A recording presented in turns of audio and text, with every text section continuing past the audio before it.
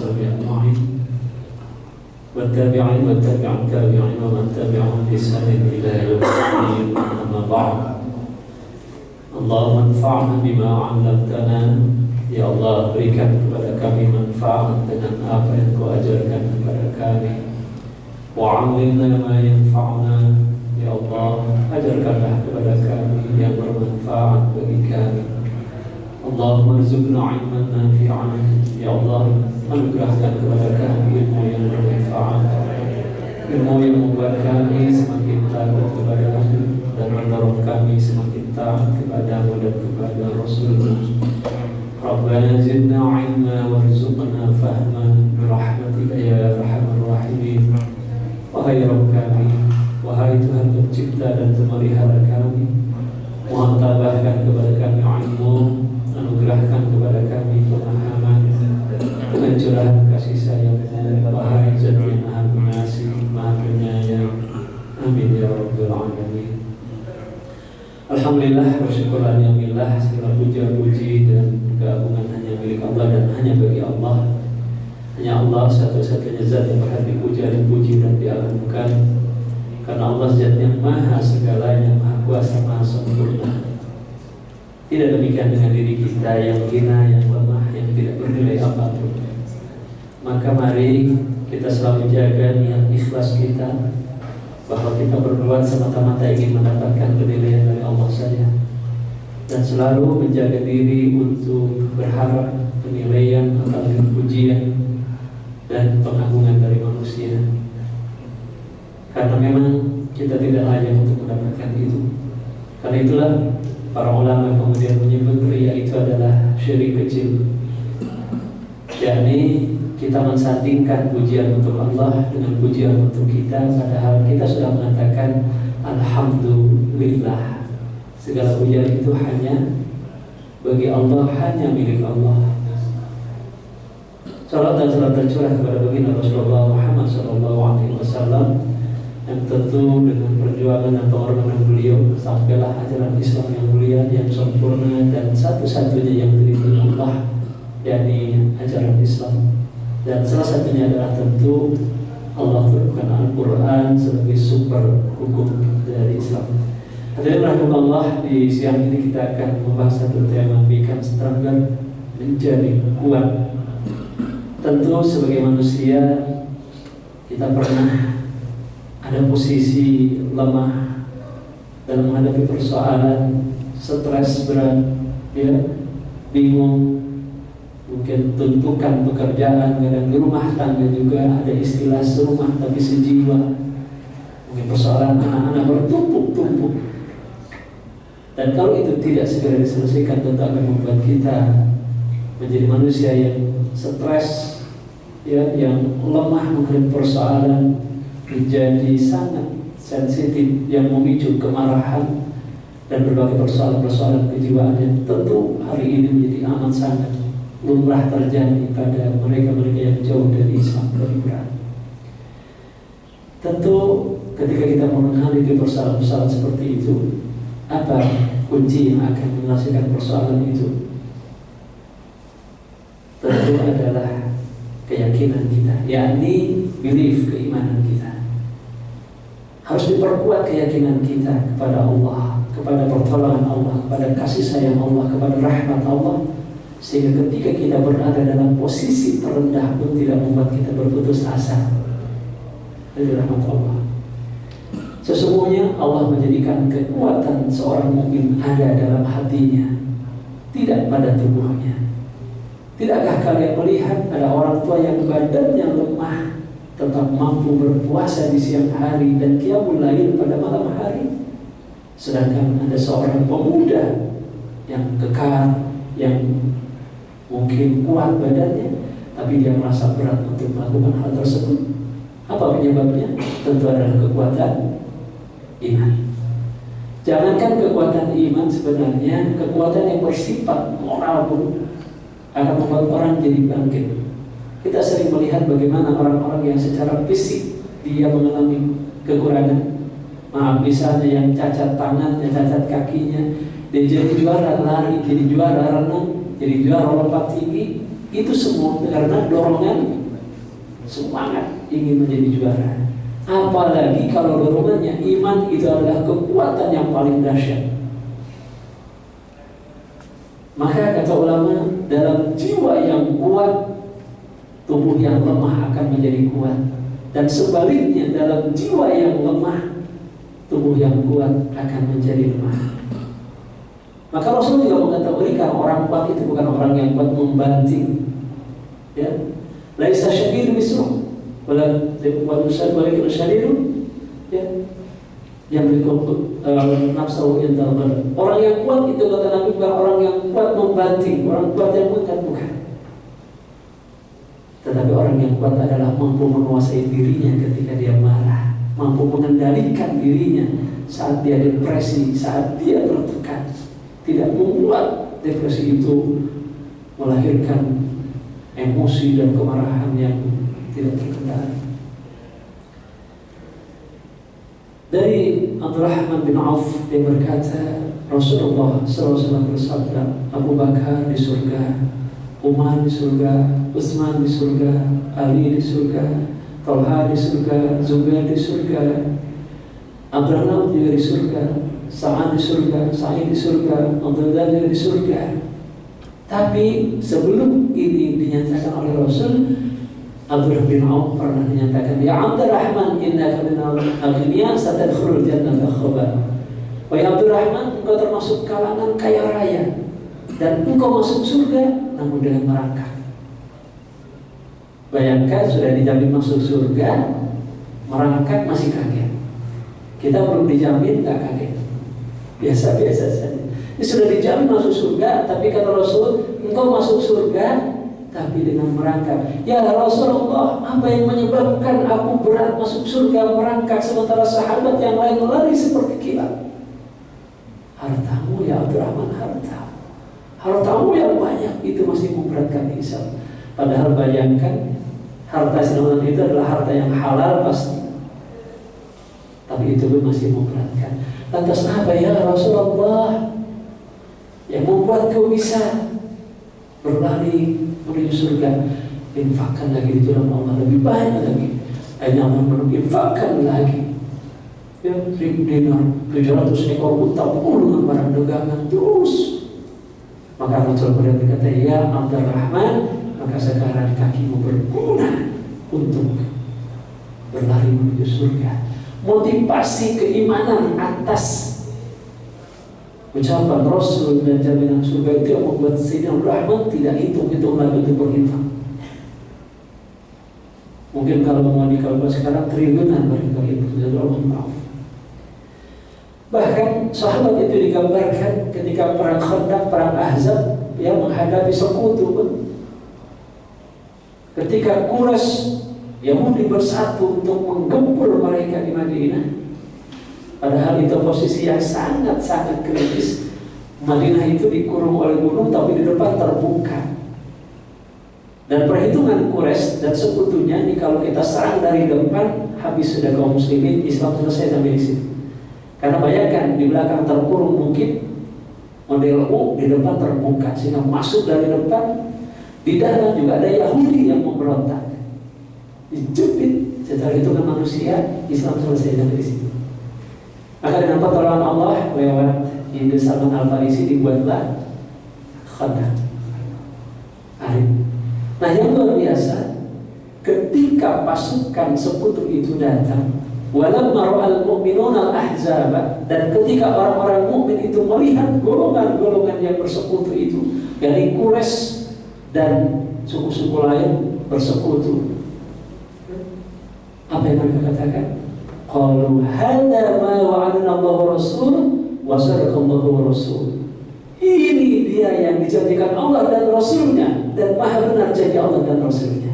Jadi ketika mereka dalam kondisi terjepit, rawan, dan itu sangat-sangat kritis, tidak membuat mereka jadi takut dan panik. Malah ini dia yang kita tunggu-tunggu, justru janji Allah. Wa ma zadahum illa imanan wa taslima, dan tidaklah hal itu kecuali menambah akan keimanan dan keislaman mereka, berpasrah diri. Yakni yang dijanjikan Allah apa dan Rasulnya, kemenangan setelah mengalami kesukaran. Mereka yakin pasti menang. Dari mana tumbuh keberanian itu? Yakin akan janji Allah dan Rasulnya.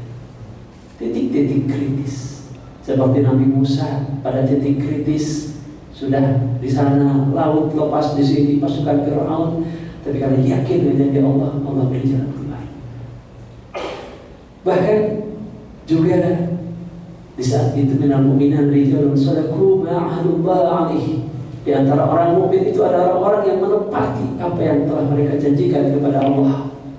Faminhum man qada nahbana wa minhum man yantazir fama badilu tabdila. Di antara mereka ada yang gugur syahid, dan di antara mereka ada yang pula yang menunggu-nunggu. Mereka sedikit pun tidak pernah mengubah janjinya kepada Allah. Siap berjuang di jalan Allah, siap syahid di jalan Allah. Itulah hebatnya sahabat. Maka kemudian mereka menjadi generasi unggul yang menguasai dunia karena keimanannya yang kokoh. Iman akidah inilah yang harus terus ditumbuh kembangkan ketika kita menghadapi persoalan demi persoalan. Karena itulah Allah selalu mengkaitkan amal soleh dengan iman. Alladzina yu'minuna bil ghaib wa yuqimuna as-shalah wa mimma razaqnahum yunfiqun. Atau ila alladzina amanu wa amilus shalihat. Selalu dilandasi dengan iman dulu. Kenapa? Kata Imam Ali As-Sabuni, nadahum biradzil iman liyuharrika fihim masyaa'ir at-ta'ah wa yuzkira bihim jazbatal iman. Allah menyeru dengan seruan iman agar menggerakkan ketaatan mereka dan menggelorakan bara api keimanan mereka, sehingga menyambut perintah dengan keimanan yang menggelora. Maka orang tidak akan merasa berat disuruh apapun kalau keyakinannya sudah. Jangankan cuma suruh puasa, jangankan cuma suruh sholat, suruh zakat, suruh perang yang di situ menghantarkan nyawa pun mereka siap. Tapi sebaliknya, orang kalau keimanannya tidak dikuatkan, maka perintah apapun akan terasa berat. Kalau keimanan itu kokoh, maka mimpinya akan menjadi mimpi terbaik. Ingin menjadi khairul ummah, ingin menjadi umat yang terbaik, tidak ingin menjadi begini-begini saja. Di mana-mana kita tertindas, di mana-mana kita diburu, di mana-mana kita dihinakan, ya. Di Palestina, Uighur, India. Kalau imannya kuat, dia juga ingin melakukan yang terbaik. Action yang terbaik, ya. Alladzi khalaqal mauta wal hayata liyabluwakum ayyukum ahsanu amala. Dia yang menciptakan mati dan hidup untuk menguji kalian siapa yang amalnya terbaik. Jadi seorang muslim itu tidak sekadar beramal, tapi akan beramal yang terbaik karena ingin mendapatkan balasan terbaik dari yang dia yakini, yakni janji Allah SWT. Maka dalam konteks ini, Siti Maryam bukan sekedar dia yakin dengan pertolongan Allah, tapi Allah pun memerintahkan berikhtiar. Wa khudzi ilaiki bi khizin nakhlah tusaqitu 'alaika rutuban janiyya. Wahai Maryam, goyangkanlah pangkal pohon kurma itu ke arahmu, niscaya pohon itu akan menguburkan buah kurma yang masak dan enak kepadamu. Pada kondisi itu Siti Maryam sudah mulai agak putus asa ketika dalam kondisi hamil yang tidak punya suami, hamil tua, tidak ada yang nolong. Di situ dia hanya sendirian. Tapi Allah memberikan sebuah pertolongan. Bayangkan kurma itu akan jatuh, kurma-kurma yang matang dan enak, dan itu menjadi energi baginya. Dan dia melakukan itu. Maka Allah menjelaskan bahwa laisa lil insani illa ma sa'a, bahwasanya seorang manusia tidak akan memperoleh balasan selain apa yang dia kerjakan. Kalau imannya kuat, ibadahnya juga akan ibadah terbaik. Seandainya kamu mengetahui apa yang aku ketahui, kamu benar-benar akan sedikit tertawa dan banyak menangis. Bapak sekalian, di antara ibadah yang seharusnya kalau keimanan kita kuat dan itu kita perbaiki adalah sholat kita khusyuk. Akan merasakan nikmatnya ibadah utama kepada Sang Pencipta. Sepakat bahwa sholat itu penting. Sepakat? Kenapa penting? Karena pertama salah satu rukun Islam, betul ya? Yang kedua, tiang agama. Dan yang ketiga, amal yang pertama kali dihisab oleh Allah adalah sholat. Berarti yakin sholat adalah amal yang penting? Tetapi kita menemukan fakta, kadang sholat itu tanpa persiapan. Kita yakin sholat itu penting, kita yakin sholat itu yang pertama dihisab, tapi keyakinan itu belum mendorong kita untuk mempersembahkan sholat terbaik. Karena faktanya seperti ini, sholat kita tanpa persiapan. Yuk kita coba renungkan Bapak sekalian. Kalau kita mau ke kantor, pastilah mempersiapkan pakaian yang bersih, yang rapi, ya kan? Sepatu disemir, kendaraan dicuci, sudah mandi. Atau anggaplah kalau kita diundang oleh kepala negara misalnya ke istana, kira-kira kita akan mempersiapkan nggak pakaian dan badan yang terbaik? Pasti. Berani nggak kira-kira ke kantor, apalagi diundang ke istana, tidak mandi dulu? Pasti tidak. Berani nggak kalau kita mau ke kantor atau diundang ke istana pakai baju bekas tidur? Mestinya enggak ya. Tapi yang luar biasa ketika Allah yang undang, kita tidak sesiap itu. Kadang masih ada yang sholat subuh gak mandi dulu, pakai baju bekas tidur, pakai baju training, pakai kaos pemilu, betul? Loh Ustaz, bukankah itu sah? Iya, selama tidak ada najis sah. Bahkan tidak pakai baju pun asal menutup orang dari lutut sampai pusat untuk laki-laki sah. Cuma berbicara tentang adab, kira-kira itu menunjukkan adab gak menghadap Allah? Kira-kira ke istana pakai celana nggak pakai baju, sebenarnya sah nggak? Sah aja. Tapi dianggap beradab kan? Tapi kenapa menghadap Allah kita tidak memperhatikan itu? Yang kedua, kadang sholat kita terburu-buru, bacaan terburu-buru, wudhu terburu-buru, gerakan terburu-buru. Ya kadang-kadang terburu-buru karena mau ada rapat, mau ada bisnis, mau ada itu ini. Kenapa sih sholat kita sering tanpa persiapan, terburu-buru? Karena kita belum menjadikan sholat perkara yang penting, apalagi agenda utama hidup kita. Dia hanya agenda sisa dari agenda dunia kita. Hanya selipan, sisipan, dianggap ini kan sebentar juga selesai lah. Yang penting rapat, yang penting bisnis, yang penting deal gitu. Padahal kita lupa yang ciptakan kita Allah, yang rezeki kita Allah, semuanya adalah milik Allah. Pemiliknya malah kita abaikan. Termasuk mohon maaf persiapan ruangan. Ini harus minimal. Alhamdulillah ini ruangannya bagus. Saya sering ngisi kajian perkantoran bertingkat di Jakarta. Begitu ngisi ruang ber-AC sejuk, begitu sholat gimana kira-kira? Pada umumnya tidak semua tentu di basement. Ya, ada sih yang bagus mungkin, tapi kadang-kadang terjadi di gedung bertingkat, gedung mewah, pas ngisi kajian di ruang ber-AC, begitu sholat di basement, di bawah tangga. Berapa saya merasakan. Kenapa begitu? Karena kita tidak sungguh-sungguh mengkondisikan lingkungan yang layak untuk menghadap Allah. Ini mari perhatikan dulu sekalian. Termasuk sound sistemnya, kadang-kadang masjid kita, termasuk kamar mandinya. Lebih betah di kamar mandi hotel ya, yang itu belum tentu buat ketaatan, bisa jadi buat kemaksiatan. Tapi masjid,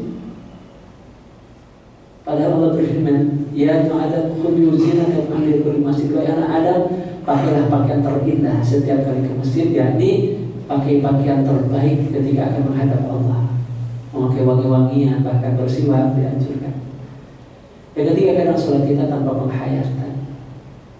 Baca aja Allahu Akbar kabirah, subhanallah, alhamdulillah, at-tahiyatul, assalamualaikum. Pada Masya Allah, kalau kita renungkan dalam sholat itu minimal ada 4 kategori bacaan. Yang pertama, memuji yang mengagungkan Allah. Allahu Akbar kabirah. Ya Allah, Engkau Zat yang Maha Besar, Maha sempurna kebesaran-Mu ya Allah. Walhamdulillahi katsira. Segala puji hanya bagi-Mu ya Allah, dengan pujian yang sebanyak-banyaknya. Wa subhanallahi bukratan wa asila. Maha suci Engkau ya Allah dari segala kekurangan, kelemahan, keterbatasan. Engkau zat yang maha sempurna. Bayangkan ketika kita memuji Allah pun Allahnya nggak hadir di hati kita. Kita memuji ruang kosong, ruang hampa. Padahal kata Ali As-Sabuni, alhamdu as-sana'ul kamil ala wajhi ta'zim makrunan bil mahabbah. Pujian alhamdu adalah pujian yang sempurna dalam rangka mengagungkan Allah yang diungkapkan dengan penuh rasa cinta dan kekaguman kepada Allah. Atau duduk di antara dua sujud misalnya, Rabbi pilih orang nasional ini. Ada kalau di hayati Masya Allah, Rabbi firli, wahai Rabbu, wahai Tuhan pencipta dan pengaturku, mohon ya Rabb, ampuni segala dosa-dosaku. Warhamni ya Rabb, mohon sayati aku. Wajburni ya Rabb, mohon cukupkan segala kekuranganku. Warfa'ni ya Rabb, mohon angkat derajat. Warzuqni ya Rabb, mohon beri hamba rezeki. Wahdini ya Rabb, hamba beri hamba petunjuk. Wa'afini ya Rabb, sehatkan hamba, sejahterakan hamba ya Rabb. Wa'afu anni ya Rabb, maafkan segala hilang dan salah ya Rabb. Hatta ketika kita berdoa pun kita tidak sedang berdoa, tidak memohon, tapi seperti membaca teks doa. Padahal Allah berfirman, "Ud'u rabbakum tadarru'an wa khufyah." Berdoalah, memohonlah pada Rabb kalian dengan merendahkan diri dan suara lirih, merintih, lembut, menangis. Yang keempat, kadang sholat kita tanpa kesadaran. Kita nggak sadar ini sedang melakukan gerakan apa. Kita nggak sadar ini rakaat keberapa. Bahkan kita nggak sadar ini sedang menghadap siapa. Padahal digambarkan Ali Zainal Abidin, cicit baginda Rasulullah Muhammad SAW, setiap kali akan sholat wajahnya pucat, badannya gemetar. Ketika ditanya mengapa sampai demikian, apa kata beliau? Tidak tahukah engkau, tidak sadarkah engkau kepada siapa aku akan menghadap dan kepada siapa aku akan bermunajat memohon kepada Allah Zat yang Maha Besar. Bagaimana mungkin aku tidak mengetahui? Karena itu kata ulama, takbiratul ihram adalah membesarkan Allah sekaligus mengharamkan, mencegah apapun urusan di luar sholat masuk ke dalam sholat. Harusnya begitu, Allahu Akbar, udah perbodan itu urusan dunia sampai salat, bahkan bagusnya sampai zikir, sampai doa. Kenapa? Karena baca Allah, wa aqimis sholat dan zikri, dirikan sholat itu untuk mengingatku. Tapi apa yang terjadi? Yang ingat pekerjaan, ya kan? Rencana-rencana gitu, yang nggak kepikiran sebelum sholat masuk, urusannya di rumah, handphone hilang keingetan. Bahkan dari takbir ihram sampai saat, jangan-jangan saudara kita nggak ingat Allah. Kadang kita hanya melakukan rutinitas dan hanya menggugurkan kewajiban. Sudah sholat sudah, dan akhirnya jarang itu, bahkan mungkin tidak pernah dievaluasi. Inilah fakta ketika sholat tidak didorong oleh keyakinan dan keimanan yang kuat, asal sholat. Padahal Allah selalu menilai dengan amal terbaik. Alladzi khalaqal mauta wal hayata liyabluwakum ayyukum ahsanu amalan wa huwal azizul ghafur. Dia zat yang menciptakan mati dan hidup untuk menguji kalian siapakah di antara kalian yang amalnya terbaik. Dia Maha Perkasa lagi Maha Pengampun. Apa amal terbaik? Kata Qadhi bin Iyad, niatnya ikhlas semata-mata karena Allah dan caranya benar sesuai tuntunan Rasulullah Muhammad SAW. Dalam sholat ada dua bab yang harus kita kuasai. Pertama, bab fikih, itu menyangkut sah sholat, rukun-rukun sholat, sunnah-sunnah sholat. Yang kedua, bab kehusuan, menyangkut keikhlasan hati, menyangkut merasakan kehadiran Allah dalam sholat. Hati kita fokus kepada bacaan, kepada gerakan, direnungkan, dihayati, serta beradab di hadapan Allah, termasuk adab berpakaian. Itu di bab kehusuan. Bahwa bisa dibayangkan gak kalau kita ngomong dengan orang terus buang muka, itu beradab gak? Kita ngobrol dengan orang tapi buang muka, beradab gak? Tidak. Apalagi ke atasan kita memuji tapi buang muka, Pak Bapak hebat nih, tentu tidak sopan. Nah bayangkan sekarang kita memuji Allah tapi hati dan pikiran kita berpaling dari Allah. Kita memuji hanya dengan lisan, Alhamdulillah segala puji hanya bagimu ya Allah. Tapi pikiran kita ke kerjaan, ke pasar, kemana-mana, itu ibarat orang memuji tapi berpaling. Nah itu tidak beradab. Karena itu perlu kita renungkan dan hayati apa itu sholat khusyuk. Ya perhatikan, terbaik bukan terbanyak. Maka orang yang dengan dorongan iman, dia akan mempersembahkan ibadah terbaik, sholat terbaik, karena dia ingin juga mendapatkan balasan. Apa itu sholat khusyuk? Allah berfirman, "A'udzubillahi minasyaitonir rajim, qad aflahal mu'minun alladzina hum fi sholatihim khashi'un." Sungguh beruntung orang-orang yang beriman, yaitu mereka yang khusyuk dalam sholatnya. Apa itu sholat khusyuk? Mari sama-sama baca, Bapak-bapak, kita simak. Khusyuk adalah hadirnya hati di hadapan Allah Subhanahu wa Ta'ala sambil mengkonsentrasikan hati agar merasa dekat kepada Allah Subhanahu wa Ta'ala.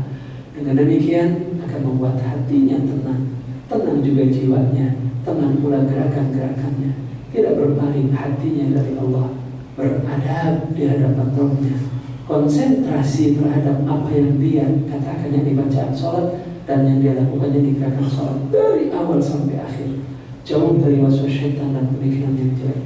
Dan kata Syekh Abdul Nasir As-Sa'di, khusyuk itu adalah rohnya sholat, dan yang dituju dari sholat serta yang akan dicatat pahala bagi hamba. Sholat walaupun sah, syarat sah dan rukunnya, tapi kalau tidak khusyuk dia tidak ada rohnya.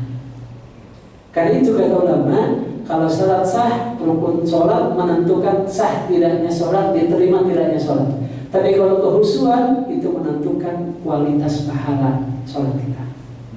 Sehingga kata Rasulullah SAW dalam sabdanya, apabila seseorang selesai dari sholat tidak dicatat baginya pahala kecuali ada yang dapat setengahnya, sepertiganya, seperempatnya, seperlimanya, seperenamnya, sepertujuhnya, seperlapannya, sepersembilannya, sepersepuluhnya, itu tidak mendapatkan apa-apa.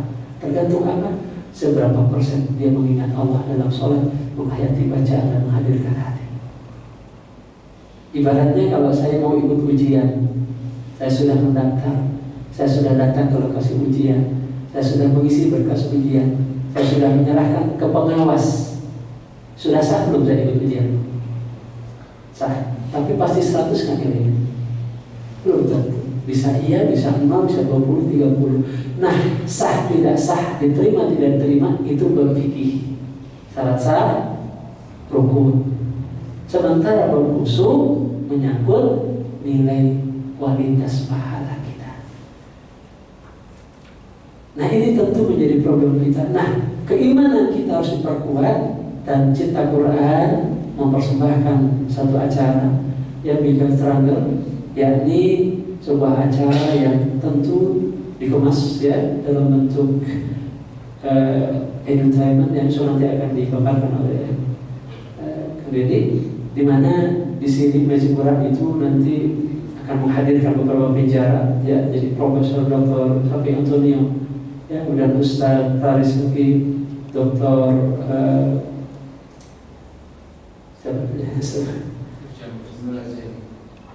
Jamil Azaini, kemudian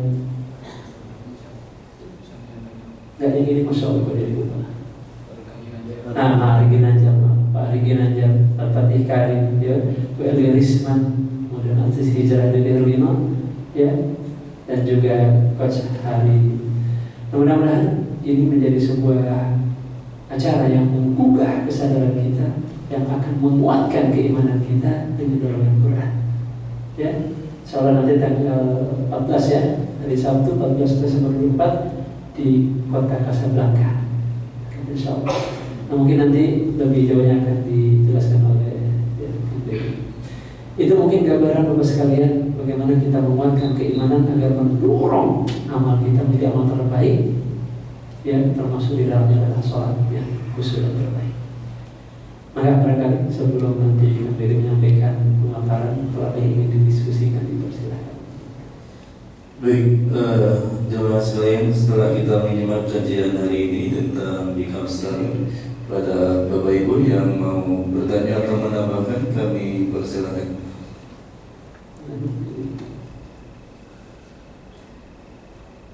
Ya, jadi di acara ini adalah dibangun motivasi bagaimana menguatkan keimanan kita.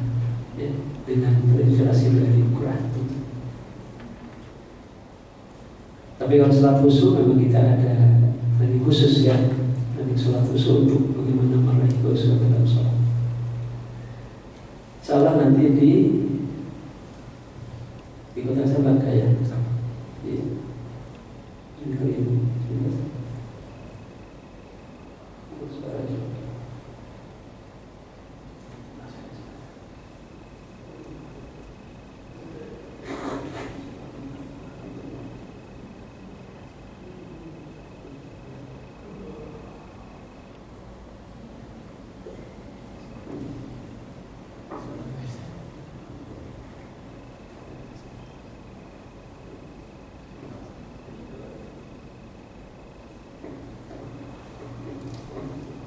Di acara uji Quran di Surabaya.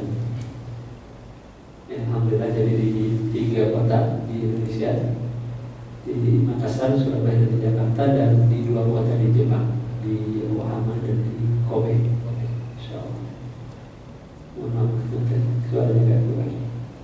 Ya, jadi di sana kita akan dipandu untuk menguatkan ya bagaimana kita memperoleh keimanan yang produktif yang melahirkan amal-amal terbaik dan mimpi-mimpi terbaik. Baik, mungkin selanjutnya diserahkan ke Kang Dede barangkali untuk menyampaikan tentang apa itu di acara di Tameji Quran. Baik, yang mau bertanya?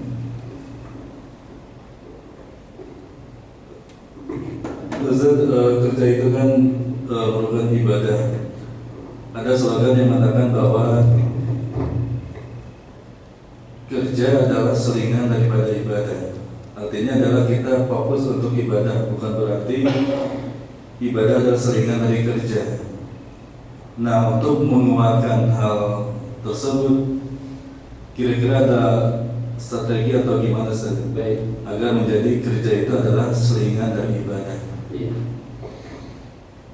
Iya, kita kembali ke firman Allah ya, surat Az-Zariyat 56, wa ma khalaqatul jinna wal insa illa liya'budun. Tidaklah aku ciptakan jin dan manusia kecuali untuk beribadah kepadaku.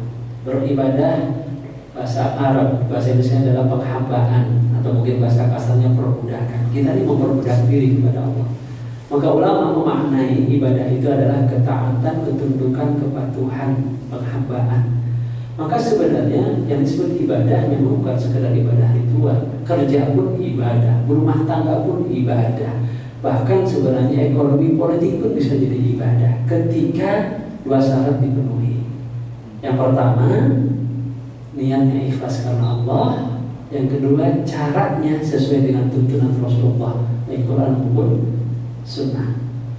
Maka tidak perlu sebenarnya kita membenturkan kerja dengan ibadah dalam pengertian sholat. Cuma fakta hari ini seringkali ibadah sholat itu dinomorduakan dari ibadah kerja, itulah kurang lebihnya. Ibadah sholat menjadi sisipan waktu-waktu sisa dari ibadah kerja. Kerja juga ibadah, betul, asal ikhlas dan benar. Tapi jangan sampai mengorbankan ibadah yang lain. Jadi harusnya dibuat masing-masing memang agenda ibadah dengan waktu tersendiri, persiapan tersendiri, ruangan tersendiri. Ketika kerja, di situ kita amanah, jujur dan seterusnya yang halal, ingat Allah. Sehingga kata Syaikhul Nasrani, Allah telah mensyariatkan semua amal itu ibadah untuk mengingat Allah. Terlebih-lebih lagi sholat. Harusnya ketika kerja kita ingat Allah. Aduh, ini kalau saya curang nanti dihisab Allah. Enggak. Itu kalau saya nanti gak amanah. Orang dagang pun harusnya itu ibadah, ingat Allah. Ikhlas dan benar caranya. Dia gak berani nipu karena ingat Allah. Dia gak berani curang, dia mati. Itu ingat Allah. Lebih-lebih lagi harusnya sholat, kata saya. Sholat itu karena kita ibadah langsung kepada Allah. Kalau kerja dagang itu kan ibadah muamalah dengan manusia. Kalau ini ibadah ritual langsung, maka menjadi aneh, kata saya masih lanjut. Kalau sholat saja gak ingat Allah, apalagi ibadah di luar sholat. Maka bagaimana caranya? Ya sudah, waktu kerja penuhi. Tapi jangan sampai kemudian waktu sholat dikorbankan dengan terburu-buru, tanpa persiapan, dianggap kayak gak penting gitu.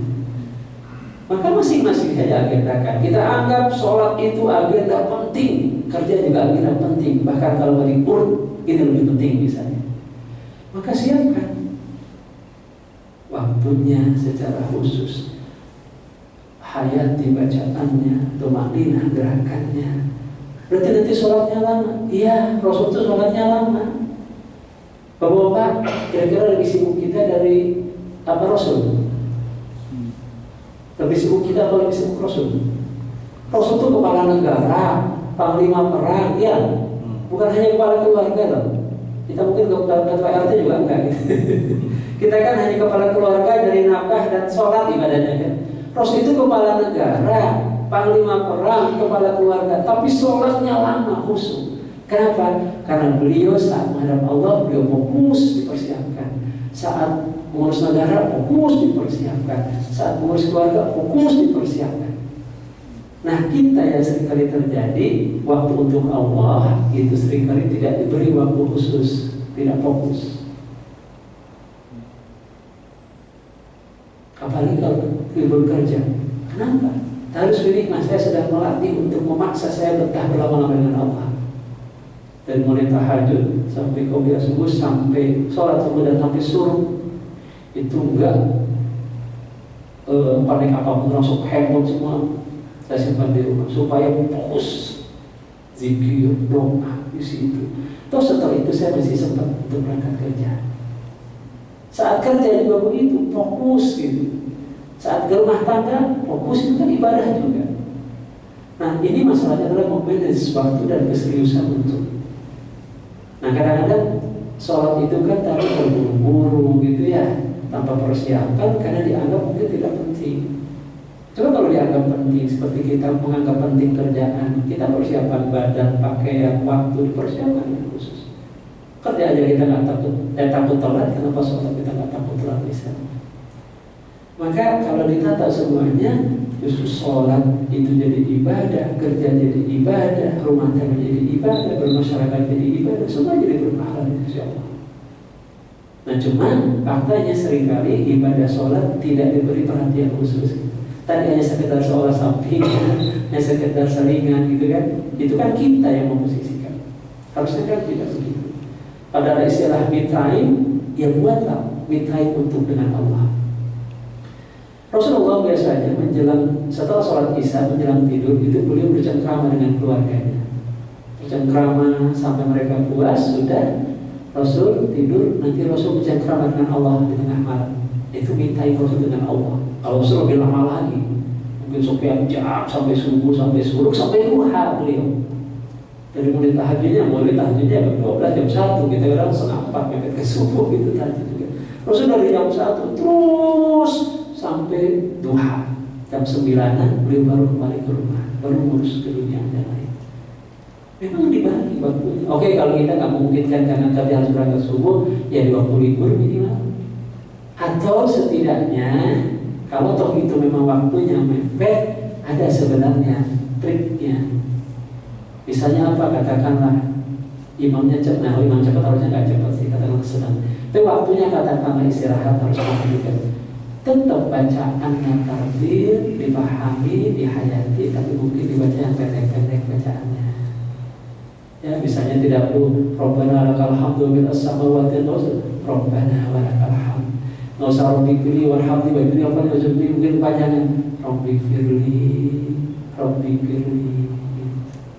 Kan yang wajib itu ruku itu gerakannya, kalau bacaannya kan sunnah.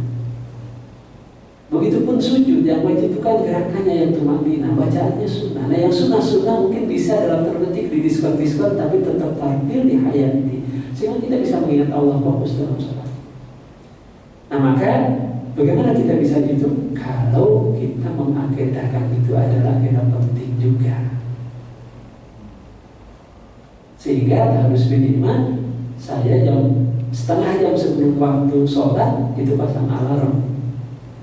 Supaya begitu muncul alarm, saya diingatkan, ayo udah mau waktu sholatnya siap-siap, udah dunia bereskan dulu. Kalau bisa ditinggalkan, kalau tidak bisa ditinggalkan, segera selesaikan supaya bisa segera menghadap Allah di waktu yang sudah ditentukan. Jadi masalahnya memanage waktu itu, memanage agenda, semuanya kita anggap penting, semuanya jadi ibadah, tidak perlu harus ada saling mengarahkan, gitu ya. Baik, kalau nggak ada, kami peserta pada kali ini untuk presentasi Amazing Quran. Enggak,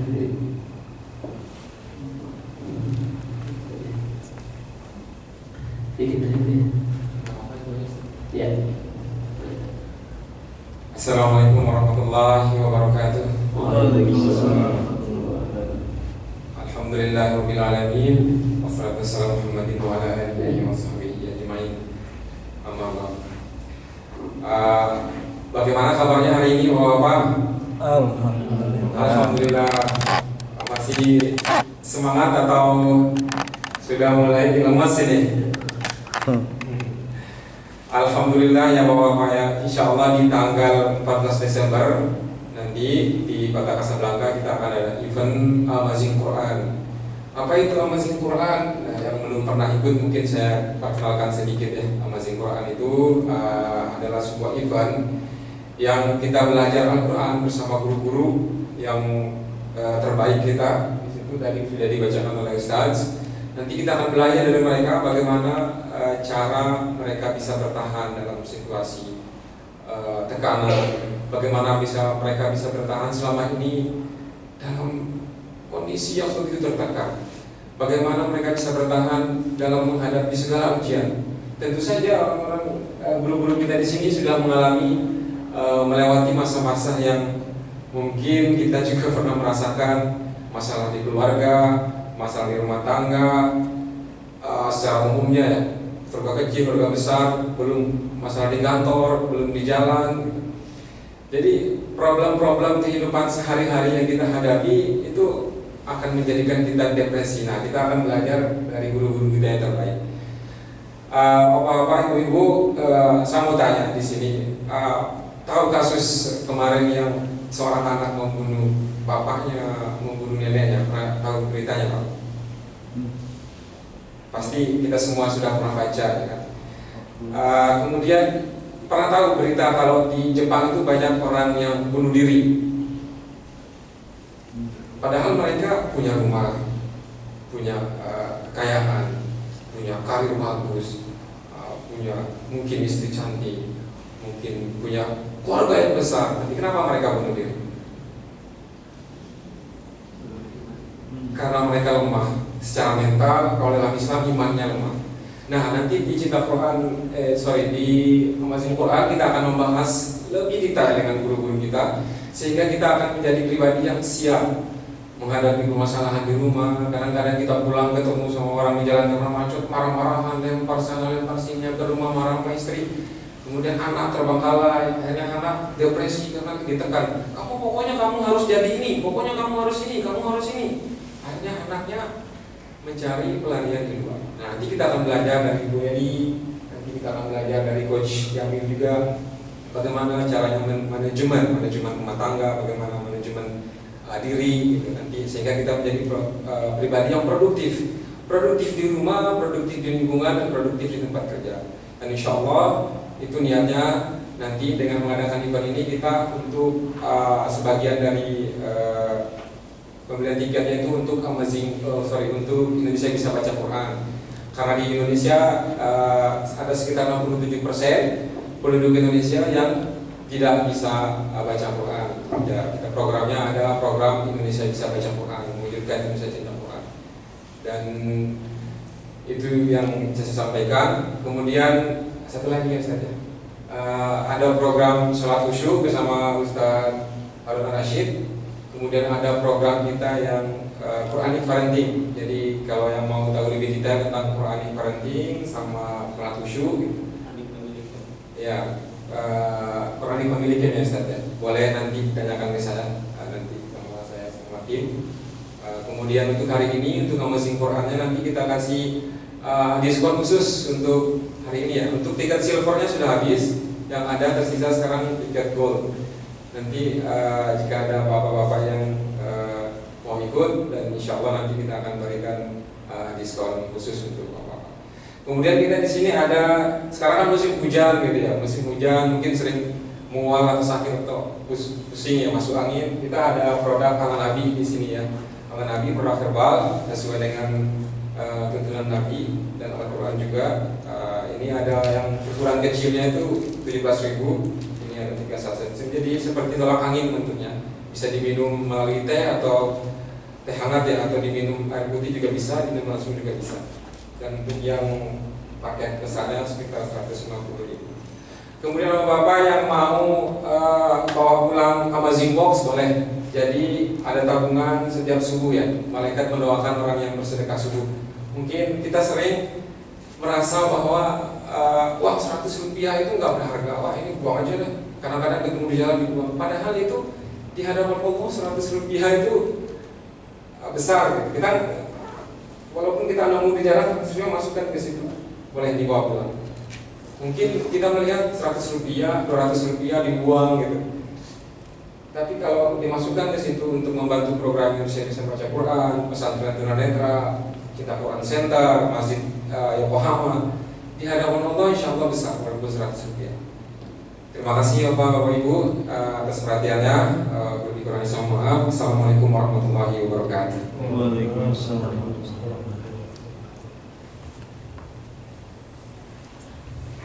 Baik, terima kasih bagi Bapak Ibu yang berminat, silakan bisa menghubungi Kang Dedi dari tim Cinta Quran.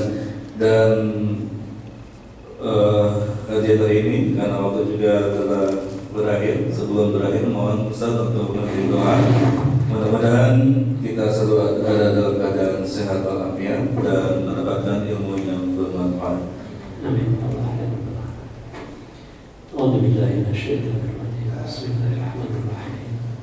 Alhamdulillahi rabbil alamin. Hamdan yuwafi ni'amahu wa yukafi mazidah. Allahumma ya Allah ya Allah ya Allah ya Rabbana lakal hamd kama yanbaghi li jalali wajhikal karim wa li'azimi sultanik. Allahumma salli ala sayyidina Muhammad wa ala ali sayyidina Muhammad. Allahumma tawil amrana fi ta'atika ya Allah. Panjangkan umur kami dalam taat kepada-Mu. Wa sahih ajsadana ya Allah, sehatkan jasad kami untuk bekal beribadah kepada-Mu.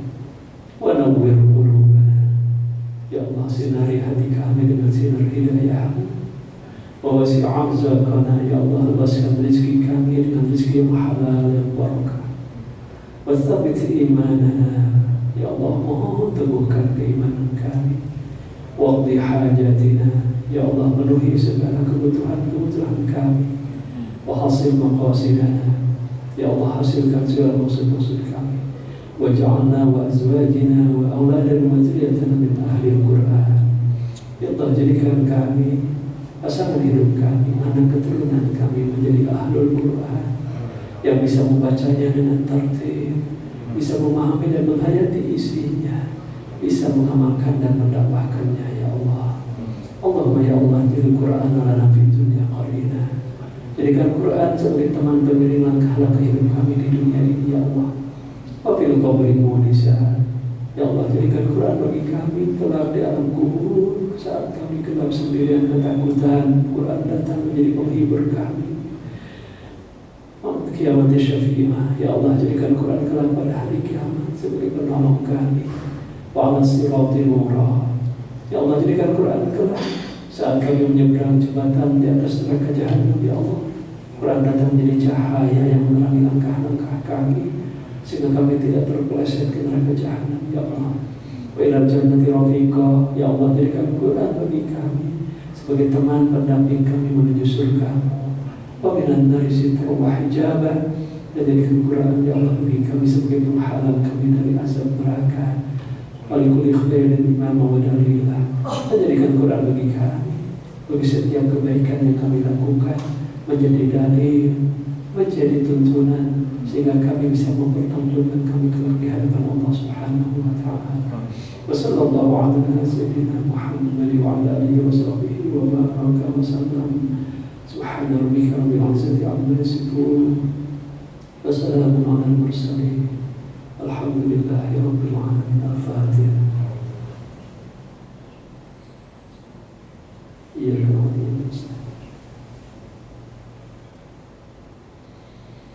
Walhamdulillahirabbil alamin. Demikian, mohon maaf. Wassalamualaikum warahmatullahi wabarakatuh. Waalaikumsalam warahmatullahi wabarakatuh. Mudah-mudahan kajian ini bisa menginspirasi iman kita dan tetap istiqomah beribadah pada Allah Subhanahu wa taala. Dan insyaallah untuk kajian besok bersama Ustaz Muhammad Sohib Narsi dalam fikih ibadah.